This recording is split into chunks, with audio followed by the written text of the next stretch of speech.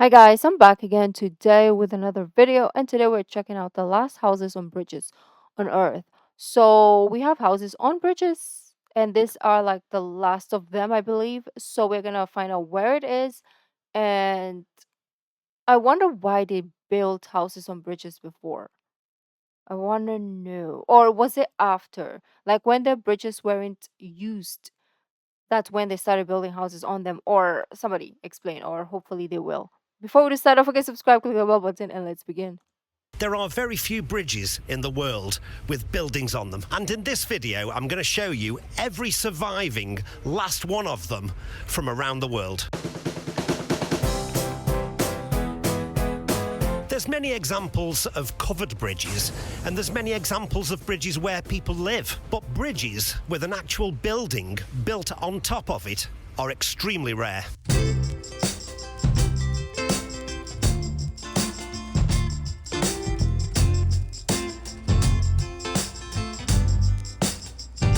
Bridges are hard to build, and even today they're seen as marvels of modern technology. So why did bridge builders hundreds of years ago make life so much harder for themselves by putting buildings on them? Well, there seems to be four main reasons, and the first one is they were crazy. Secondly, particularly in walled cities, space was at a premium. Bridges were seen as a way of increasing the numbers of shops and houses without the need to venture outside of the walls of the city. Thirdly, houses were seen as an ideal way to pay for the construction of the bridge itself. Money could be raised by selling the buildings as well as charging a toll to cross over the bridge. Fourthly and finally, it could make absolute financial sense to build shops on bridges. So, are some of these bridges crossable, like maybe walkable, not necessarily like cars, but do people, like, for example, this is your house, right? And then at the back of it, you can still like have that bridge wherein random people can just cross, or is it rare? After all, you had guaranteed footfall. Everyone had to use the bridge, so as a shopkeeper, you had a captive audience. I suppose it was a bit like having a shop at an airport today. You could charge exorbitant prices for your You just answered my question. Like having a shop at an airport today. You could charge exorbitant prices for your cheese and pickle sandwiches, safe in the knowledge that your customer had got absolutely nowhere else to go. I'm making this video from the High Bridge in the beautiful city of Lincoln. This bridge was built in 1160, and it's the oldest bridge in England upon which buildings still stand. Lincoln is an ancient walled city, and I'm sure it made absolute financial sense to build this house on that bridge. It's now a cafe. I'm sure people walk past this building every single day, completely oblivious to the fact that they and the building are on a bridge.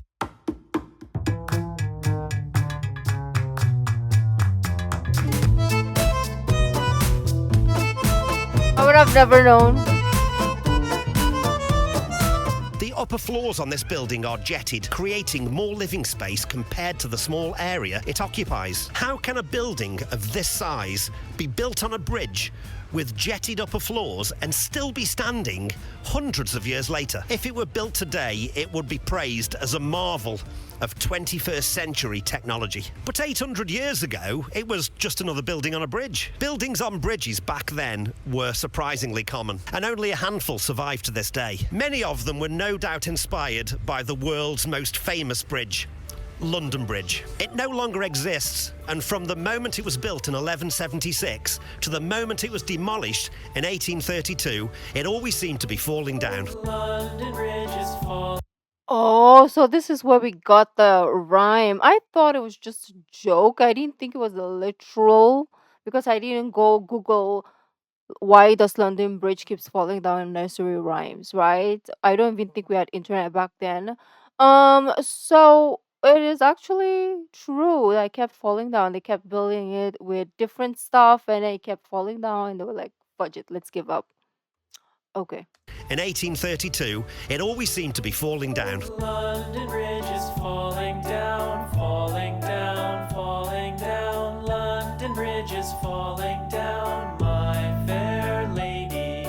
It was built 15 metres to the east of the current bridge. It was the largest inhabited bridge in Europe, and it was considered a wonder of the world. Tolls were charged to cross the bridge, and these tolls were meant to cover the enormous cost of maintaining the bridge. Its history is peppered with collapses and fires. Quite often, the money from the tolls wasn't spent on the required upkeep of the bridge. It's said that King Henry III's wife, Queen Eleanor, spent the money on herself rather than on the bridge. She's thought to be the fair lady in the children's nursery rhyme. London Bridge is falling down, my fair lady, and that's your fault. London Bridge is falling down, falling down, falling down. London Bridge is falling down, my fair lady.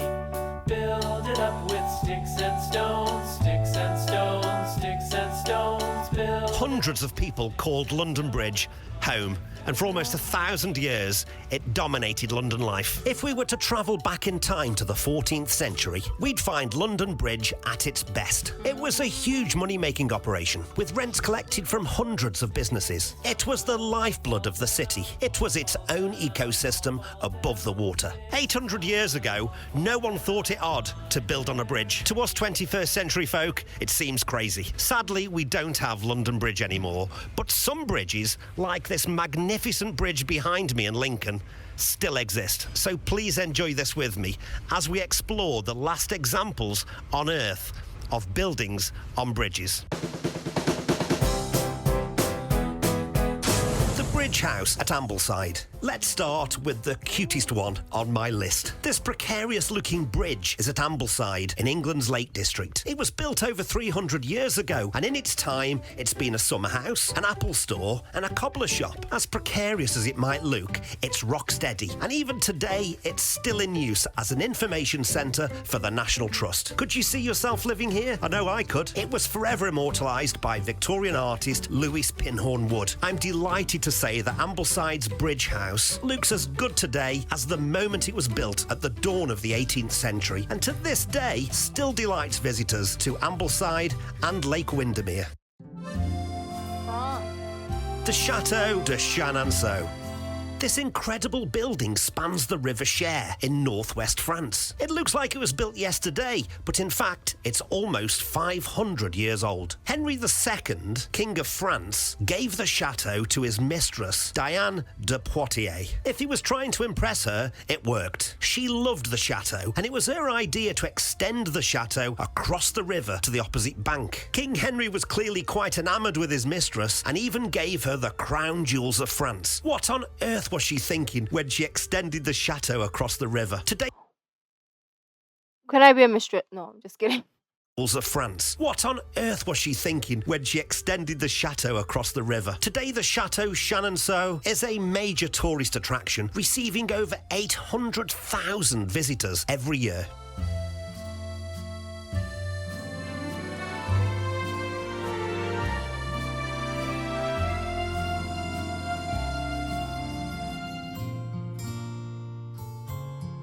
The Old Near Bridge at Bad Kreuznach in Germany. It's an old stone bridge dating back to 1300. It used to span both the River Near and an adjacent canal, but in 1945 the part of the bridge spanning the river was blown up in a failed attempt to thwart approaching American troops. Thankfully though, we still have this wonderful section of the bridge to this day. This unique and stunning bridge carries Mannheimer Strasse and 4 houses built in 1480 that used to house craftsmen and merchants. Today, they are used as shops and business premises.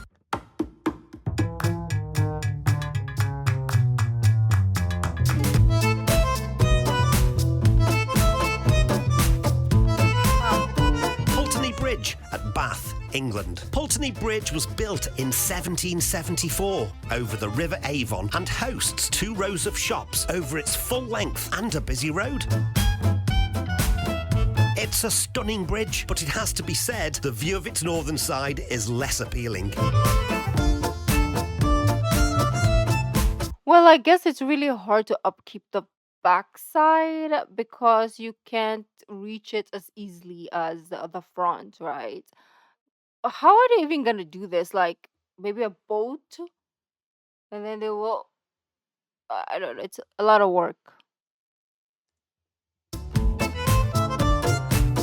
Today, Pulteney Bridge also has the unusual distinction of having a bus lane which causes drivers to be ticketed at the highest rate in the city. Sometimes shoppers, particularly from out of town, have absolutely no idea that they themselves and every single shop are on a bridge.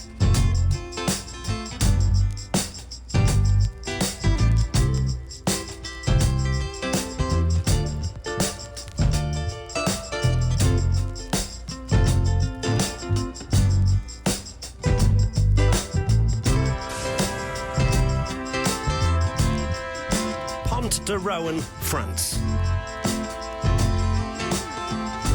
Pont de Rouen was built in the 16th century and crosses the Elorn River and is flanked with amazing shops and restaurants. This incredible 67-metre-long bridge is a must-see tourist attraction for all visitors to the beautiful town of Landenau, northwest France.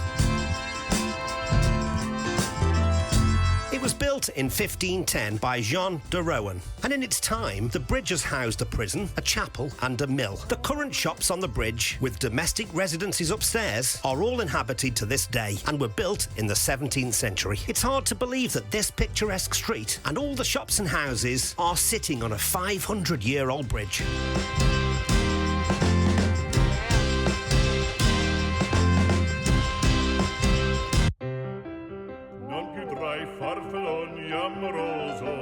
I swear I was gonna say I think Italy is here because I've seen this in a video recently, and not a reaction video, it was just like me watching for my own enjoyment. And then I saw this place. Yeah. There is like this town center, and then you go into this little alleyway, and then you will come to this bridge, and then there's like it's beautiful. I don't know, but I knew it. Notte e giorno d'intorno girano, delle belle turbando al riposo, Narcisetto Antoncino d'amor. Delle belle turbando al riposo, Narcisetto Antoncino d'amor. The Ponte Vecchio. The Ponte Vecchio is a medieval stone bridge over the Arno in Florence, Italy. It's the only bridge in Florence which wasn't destroyed during World War II. It was built in 1345 and it replaced earlier bridges which were swept away in floodwaters. A bridge on this site was mentioned in a document from 966, which was subsequently destroyed in 1117. That bridge was replaced in 1218, but that one was also destroyed in a flood. So far, the Ponte Vecchio has had more luck, but has itself been pummeled by floods over the centuries. Remarkably, it's still with us today. The bridge is close to vehicular traffic, but enjoys an enormous amount of footfall traffic thanks to its fame and the fact that it connects two incredibly popular parts of town. 700 years ago, the shops were occupied by tanners and butchers, but today, you're more likely to find jewelers, art dealers, and souvenir shops lining the bridge. Quando stacchi stretto sacco, schioppo in spalla, sciabla a fianco, collo dritto, muso franco, un gran casco, un gran turbante. Please allow me just 20 seconds to plug this channel. Very Nearly Interesting is a brand new channel and I need all the help I can get. Please click that like button if you've enjoyed this video. That's how YouTube knows you like it and they'll show it to more people. And please consider subscribing. That way I might see you again. And now you can support the channel on Patreon, where you'll find exclusive content and a grateful me. There's a link in the channel description.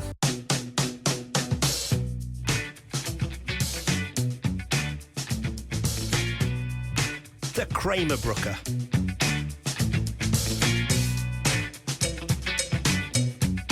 The Kramerbrücke at Erfurt in Germany has been continuously inhabited for over 500 years. This stone bridge was constructed in 1325 and the houses were completed in 1486. This is really different. It's more like curved. It's not like a straight bridge. It's more like that's why I was trying to look down to see if it's actually a bridge or it's a house. I mean, duh. Or if it's like on, you know what I mean? constructed in 1325 and the houses were completed in 1486. The bridge spans the Breitstrom, a branch of the Gira River, and connects two town squares. This colossal medieval bridge, spanning 125 metres in length, is lined with 32 half-timbered shops and houses. A cobbled street runs through the middle of the bridge, flanked by what are the longest rows of inhabited buildings on any bridge in Europe. Would you believe that this bridge replaced previous wooden bridges that were destroyed by collapses and fires? The Kramer Brücke is an amazing thing to have survived for all this time, for us and for future generations to enjoy.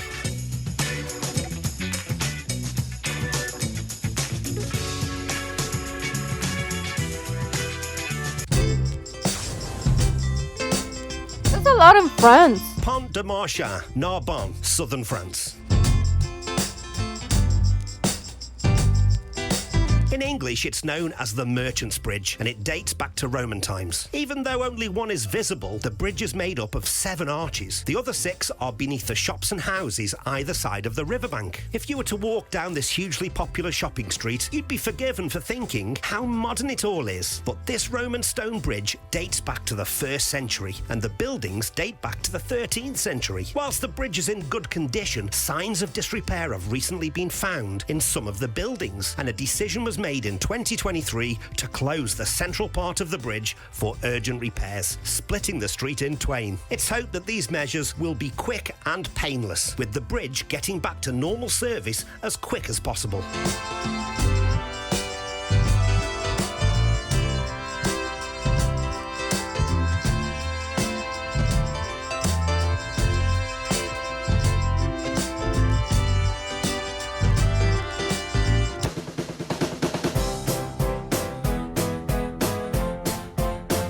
Thank you so much for watching this video. If you enjoyed it, please click the like button. That way YouTube will show it to more people. And please consider subscribing. That way I might see you again. And please have a look at some of the other content on the channel. There's lots of interesting things on there. Well, very nearly interesting. I will definitely be checking out other stuff. But this video, so most of them, not most, all of them are in Europe. All the bridge houses are in Europe.